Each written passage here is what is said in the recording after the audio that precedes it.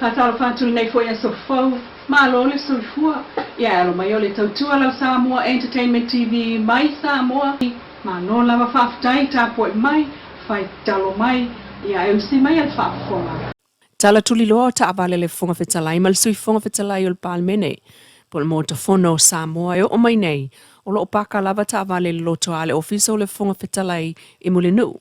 O ta avale ia na polo iai ila ue toe whaafo ia ne tu sai male alau mea. Peitai, e o mai nei o lo te e lava le fonga fetalai, ma wha mao nia mai, o ta avale o lo tu, I le ofisa o le fonga o le mauta, mai o lo malanga I le fonga fetalai, ma le sui fonga fetalai savai, ma ki o ta avale.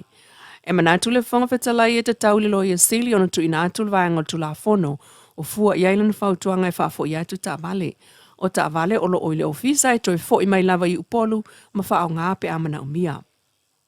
E nisi o tala. Wa tolu aso ele o awai le matai o le fiu anga o sale aula le sunga wa awa o salu o lo fipo. Ile vai aso mulimuli o le tamil sanga a le fasi sa vai. O le falau tusel wang fa upfai e le fas, ai o le sui fa au lioli o le fiu anga o sale aula. Mo le no foa o lo lato I tu malo nganga e maunga tasi. O le awai o le sunga wa awao, mai le aso lulu o stofio o mai le aso, ile vai aso mulimuli o le tamil sanga a le fasi sa vai. Ina o lo pisi il faulu I nātua I nei, o lana tangi e tali atuai, I le tangi e le fionga tuala Iosefo poni fasio, fasanga ia te iena ia whaalea o ngale vea ai o vaawao, masui tau vā mai lo nei tu malo. O lo tangi fo I tuala fasanga I le isi sui tau vā lava o le tu malo lea, ina ia whaalea o ngā fo I le vea ai masui tau vā palo ta tele. Pei tai o le tangi e tuala I whaalea o ngale tau vā mai o vaawao, o ia tua ia ia lea ini mono tanga a matai o langolongo ina lea vea i o vaawao masui tau vā. O le nofua lea o nganga e maunga tasi, e toa tolu matai o lo tau vā mai a iau fiai le sunga tuala, ma le isi matai mai lea la tele, ma le sunga vaawao sa le aula o le sui tau vā a le whaatotua le atua Samoa ua tasi. O le toe whaafo I o le nofua o sa le aula I le mauta whaitu lafono Samoa. O le isi lea ngā luenga tu ua a le aingo le whaatotua le atua Samoa ua tasi le fas, lea o lo pese mai ei pea lona tai fono, le sunga la auli le mali atua pula tai vao le ua Tea Schmidt, a manuia le palo ta tele wha wau lava ngā luenga tu ua, e ao fiai mal toi whaafo I atu o le nofo vai tu. O le tangia wa awao e tali atua I le tangia tuala, lea ua uma ona wha auluai I le wha amasinonga, ma wha atu ailo ai le aso e vala awai le umane ona wha atu langa mta upu a le wha amasinonga o palota I le vai aso fau. Tala tulilo o le whailo inga le tu malo palauli numera tasi I le sui whaoli oli o le fas le sunga mulipola analo sa ale morio o le ana tali malo ai le taunu watu a le whaatua tua I le tua Samoa ua tasi le tae on le la ma le whaafia fianga a le fofonga o le tu malo. Le upule la o le whaatua tua I le atua Samoa ua tasi. O le upule la o le whaakua kua. Kei loa e kerenga le malama I ngisi. A le whaui nganga o le upule la, o le whaakua kua I mea le aia. O le winga ngā o le upu whaatua tua. O le kala le ku maroro ngei. E koe ku lai mai le whainga maro. A ia saungiungi. E le ma vae ma whainga. E le ma vae ma puapua ngā. Iau kou ongosai, iau kou lava papale. A ia iarkanga kai le fia fia, I le kala ua ufai ia whaamariak, whaamaria lava e o ia rofi na ngalo. E iai whare whaalapo konga sa o iai. Whaalapo konga fwoi sa whai ngei siu. Whaalapo konga ngai e ka ua ole awa tama. Ole moto ale awa tama. Whapea ronga whaamakalainga. Whaamaoni loto mau. A whapera ka ngia la ngai Leilua kula koa. Sure and steadfast.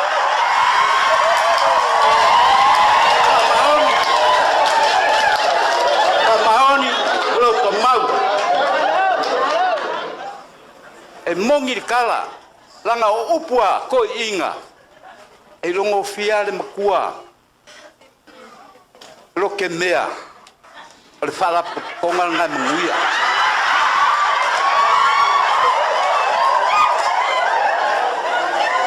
ia wa ko fa fonga ia le kumaro na pa wale me kari ai ia le fu mo fa e koe kula ile mako sui ele pero la kala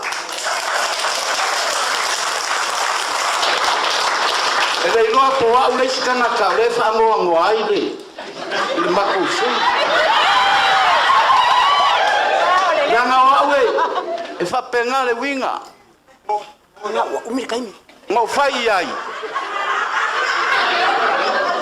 na fai mai ya kia uia makai sangongi kulo le ngana e mai se aka muri pola ila ka vale au fai aku ia dai mai se aka Leilua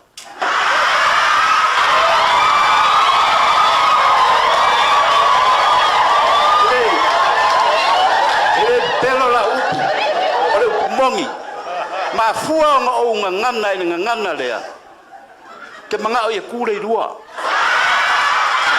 o ke makua loko ia ku mai Leilua ia e pea lua I marou karikongu o lea o ke faia lau whakosinga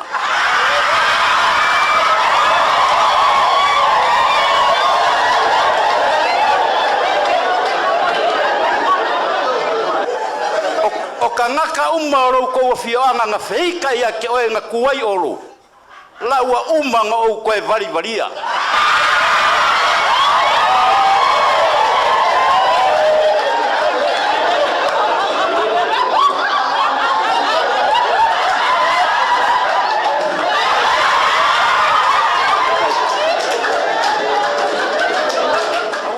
awe loko vai e se foi me ui ia wa u pai nga mea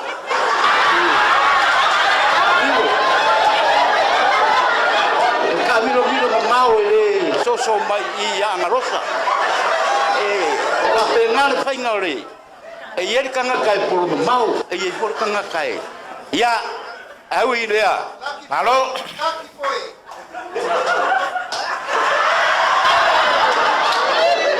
halo ya onga ua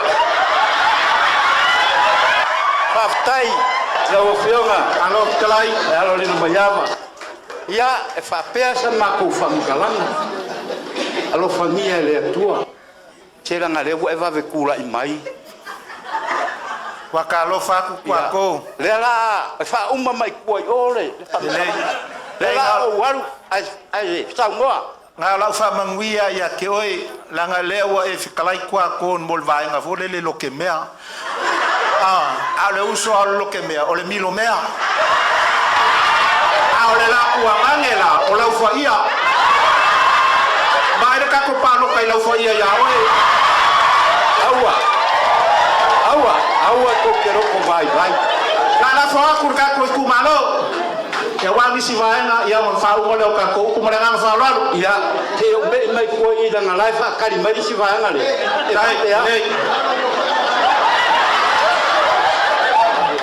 Emanatul fatalia palaulitasi elese swing o lato foi pule to etula imelava la lato sui le sunga mulipola analosa ale molio na mua lava fai le tuol ainga pe on toi famna tuel savalinga le fas fatu tuel tu sama utasi savai ina wo anelan tamil sangal taya on le lali tu malo sat paitea masau noel tai fono le sunga la ulil mali topla tai vale wote schmidt I fufuanga alu mamao ale atua ma muli multa I el fatu atua ile atua Samoa watasi po le fas mua fai ele atua le ainga atu le yo isi me ola mtau tua msoifua ile ola ngane tatu tu fa fo ina le ma fo faunga na fatu atua ile atua Samoa watasi a mautu ainga wa mautu no a mautu le tu malo wa mautu le malo ai sawe maltau tu ya wone ngalo le malo e fa wa amanuia elise si to sa iri ni pupo ngamen fainta tato fai me fifia to smile and wave smile and wave. O le isi le tu malo o ai le swavai. Ma fautu ai na e whaia sa pisi nisi vai. O iei fuafuanga al malo pe atu la imai e vatu 5 miliona. Mo le atina ina o vai o le malo ma vai tu maoti. Whape na fo i mo le wha le a tili o le malo si anga wha fawina. Mo le EPC u fuafua e vatu iai le si 5 miliona. Mo le na wha moe moe. O le ploketi le na wanga i atu iai lona i tu malo ngā ngai fa maunga tolu. O le tofu le ainga mo le solar light. E pule e lava latou i le fetalia inga ma le wila le malo. Peitai, na ia toe papa i lava, e wha malama lanu ale vaenga wha upu whai e le tasi ai tolu. O le tātou tanga vai, e tolu lanu lai ai. Lanu pai pae, lanu moana, ma le lanu mumu. Ma le lanu mumu, o le tauna unga na se i o le whapap. O le lanu pito i siri ko nao na ta leilu ma tanga vai o le tunu. Ma le teime le lanu moana sa tātou iei umafoi. Lanu pai pai ia whai mwha mantunga lango le tala le leile na. Le tau te vai mai e tolu wa lanu o le fast. Lanu pai pai le teime te tala i ana pongi mwhai ngā lotu. Lanu uluili ma tau te whaololo ma aua i le tua i le ana pongi. Ea ma le toto i Yesu lanu mumu. Nā tolo leo lanu e tolu a whau. O manao e whaile upu lea. Ina lia wha asao e tau wha sema, tau wha valea le sa. O leo sa uni e tatou vai ngā whao whai. E wheso soani i ta alonga a le tunu. E a fia tua i ma tatou manu Samoa lea wa. E tu eise tu langa le lalo lanki. Tatou tu malo ia i o tō lofangia le mātou o mai.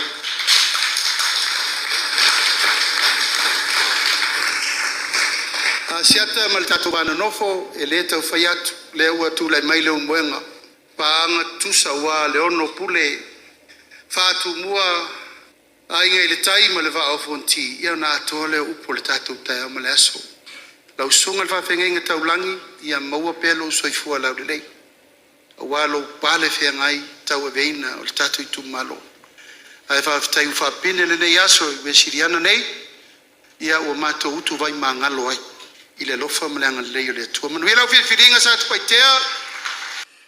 Tai tai fono o le fas le sunga la auli o le mali e toa.